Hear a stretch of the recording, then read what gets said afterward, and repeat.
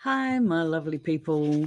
Today we're wanting to talk about how pantsers start their stories, and it may be a bit of a jumbled about video because I have to learn how to share my screen and things like that, and sometimes I'm not very successful at it.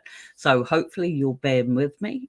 But I'm one of those people who doesn't plot my stories in any way. And if you're finding as a new author that the whole idea of plots and outlines and character bios and all those things is really overwhelming, well, there is an easier way, and I want to tell you about it today. So, virtually every writing course or anything that I've come across, particularly if they're related to creative and novel writing, they go on and on about the importance of outlines, plotting, and having those in-depth character bios. You know, they want you to know everything about your characters before you ever start writing chapter one.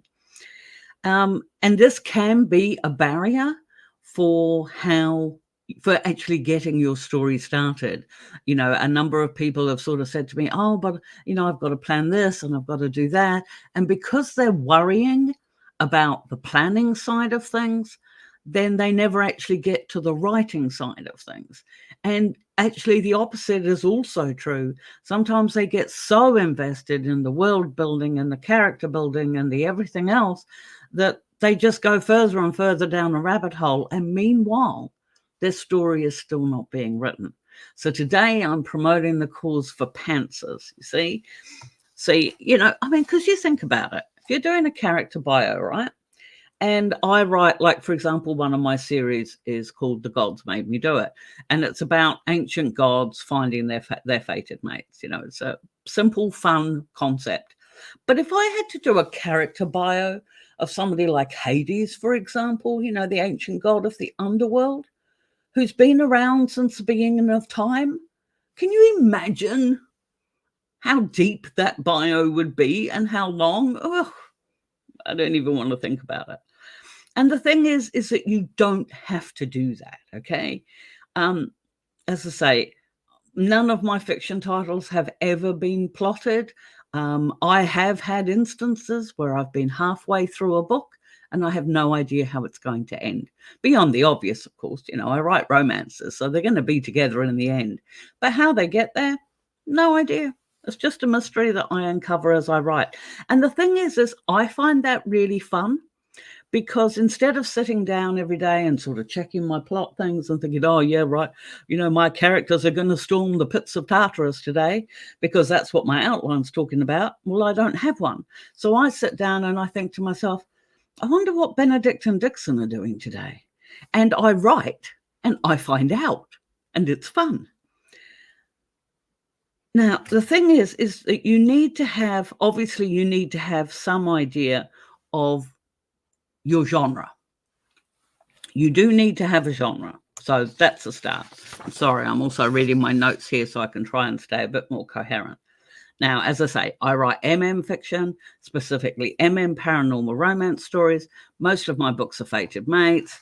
And my themes, I suppose, if you want to call them that, but basically the underlying premise of all of my books is that love is a journey, and my characters are looking for acceptance, love and acceptance. I mean, what's sweeter than that? So identifying your genre is a very good start. But please, just a quick side note, as somebody that has been doing this for a while, don't ever go thinking that you don't need a genre or that your book's going to be multiple genres, that you're writing the book for everybody, because the few authors that I have known who have written a book for everybody never got that book read, because when you're playing to everybody, nobody's interested. So don't do that. Have a genre at least. Anyway, so you have a theme roughly, you have a genre roughly, but then, so what I do, my first thing that I do is I do my pictures. I find inspiration pictures for my characters. So hang on, I'm going to try and pop this on here. Okay, I think that needs to be, I wanted that one there.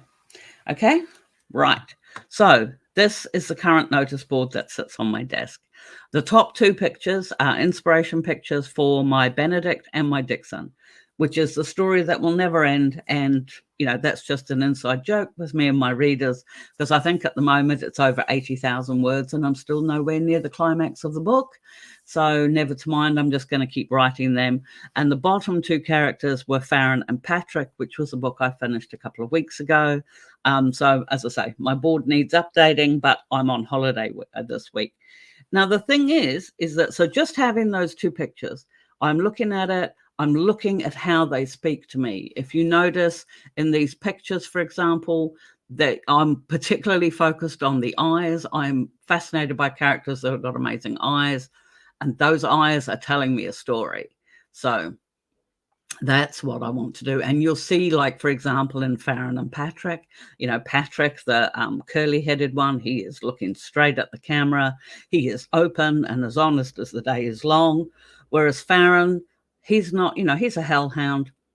He's got to come across as tough, but he doesn't like facing the camera. He doesn't actually like being noticed at all because he thinks people run away from him. So I get a lot about the character's personality just by the pictures that I use as the inspiration.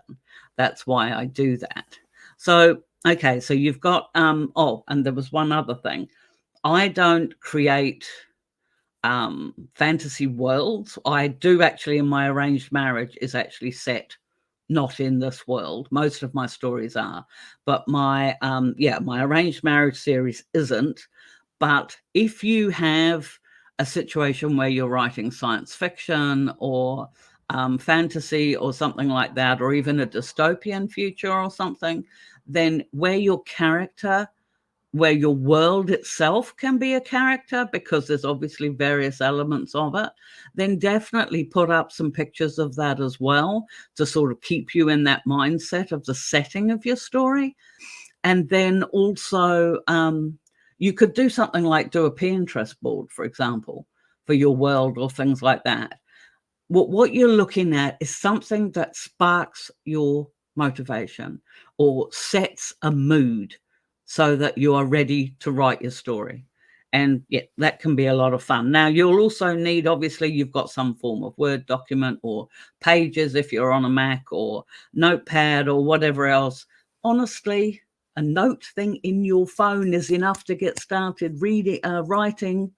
You know, if you sort of watched my previous videos about doing, you know, your little 100 words a day, you can do that on your phone.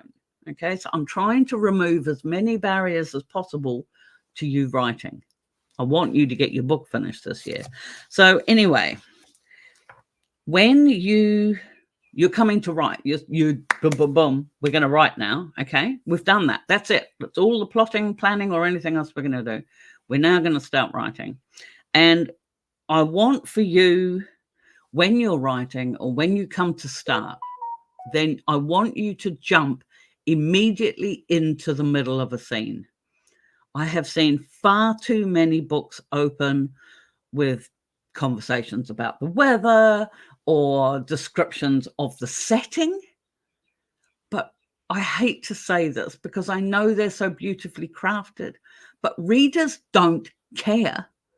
Readers are interested in people. I blame the plotting community. I blame the writing courses that say, you know, that you should spend all this time crafting all this backstory of your characters and all these these intricate descriptions of your settings.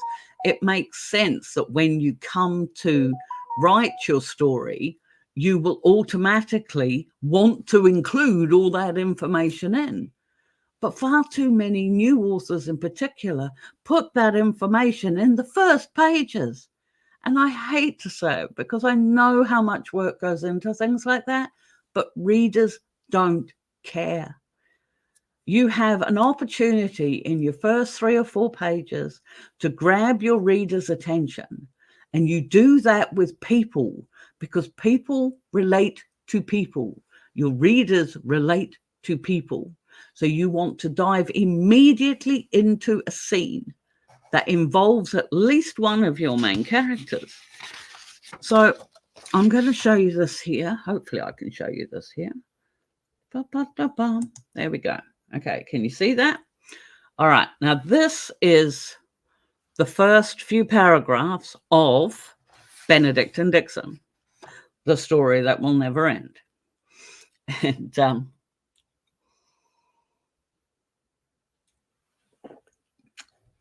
okay, so what I've done here, by the way, this is not edited, so if there's any mistakes in there, you're quite welcome to comment about it below, and I'll pass those notes on to the editor. But this has just come straight off of the document that I'm currently writing in.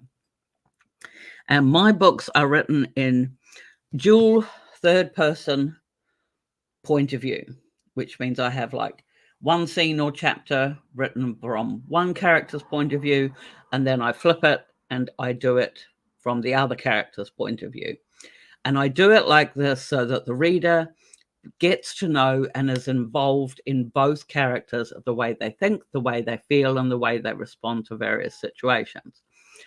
Obviously, a lot of people, they prefer to write in first person. I've never done that. But if that's the case, then, you know, I would think that would be really hard to juggle first person in two characters things. Or there's some people who just do like a narrator style and they do it like that. So having an idea on how you're going to get your character's point of view across is probably also a good idea. But a lot of times that'll just come naturally. You'll probably find yourself writing, and you'll probably, unless you're a huge fan of reading first person stories, you'll probably be writing in third person, like I have here. But anyway, so can you see what I've done here? This first bit here, it's immediately jumping into dialogue. We don't know who Benedict Jewell here is yet. It doesn't matter. We're jumping straight into a thing. He's glaring at his computer as if he's looked at it, you know, and he's actually ranting against a forum that he's reading, okay? And so we're getting the impression of paranormal without actually saying it. We're, you know, how many of us have ranted at something that we've seen or read on the internet? So this is an immediate way of making him relatable. And then, you know, then we mentioned down here, he hears the ding of his doorbell. I'm not open. So, oh, we're learning that he's in a retail establishment of some kind because he's not open yet. So he's doing this. So I'm setting time and place without actually saying so. And then, of course, we've got young Emma here, and she says, oh, well, I'm not sure how I got the door open. I don't think I can do that again. And aren't you meant to help me? And so, of course, that gets Benedict's attention and the readers. And they're talking about the fact that she's translucent. So she's clearly dead. And he says this, my condolences. Are you nearly dead? Car accident, assault, blah, blah, blah. So again, we're looking at, okay, this guy's got experience in talking to dead people because he didn't just, you know, shriek, scream, and run out of the room. And then she mentions, the ghost mentions the setting about the bookshop. I love how you've got romances front and center, you're paranormal, blah, blah, blah. You should advertise over at the uni. Students will love this place. So we're getting a sense of who she is. But what I'm doing in this is I'm encouraging relatability in the fact of, you know, with my readers, how many of us have yelled at something we've seen on a screen. I'm encouraging readers to ask questions like, who is the dead lady? Why can Benedict see her? Why was she drawn to him? Because she says very clearly here, I was drawn here. Now, bear in mind, this is the first page of my book, okay? And then, of course, I've presented clues about the setting. We've already mentioned the use of the computer, so we're talking about at least modern age. We're talking about the bookshop. So he's in a retail setting. My references to Golden Gate Park and McLaren Park, they're both in San Francisco. So again, that's another clues about my setting. And this is where you're quietly filling in details about your story without actually specifically stating them. You know, that it's done in an oblique way because the focus is on the interaction between Benedict and this dead woman. Now, just a little point, by the way, I I've never been to San Francisco. I live in New Zealand, as you know, and but the place does look really nice on Google Earth. And I also did buy a book. Somebody had done a photography essay on San Francisco, and I just thought it was so colourful and so beautiful. But I actually asked Google where there was a lot of dead bodies buried under the street. And it recommended San Francisco because obviously this guy, my Benedict, is a necromancer. So that's why I have him living there. And as I say, it's really quite funny because this story is currently 80,000 words long, I think it is. And because I haven't plotted it or anything, I'm just quietly pootling along. And I'm sharing it with my Patreon. It's a Patreon serial. So I'm sharing it with them. And I sort of said, you know, when I got to about the 80K mark, I actually asked them this last week, my Patreon members, did they want me to, this is clearly going to be 2 books. So did they want me to just continue writing? Or did they want to have a bit of a break from them, from Benedict and Dixon, before I start book 2?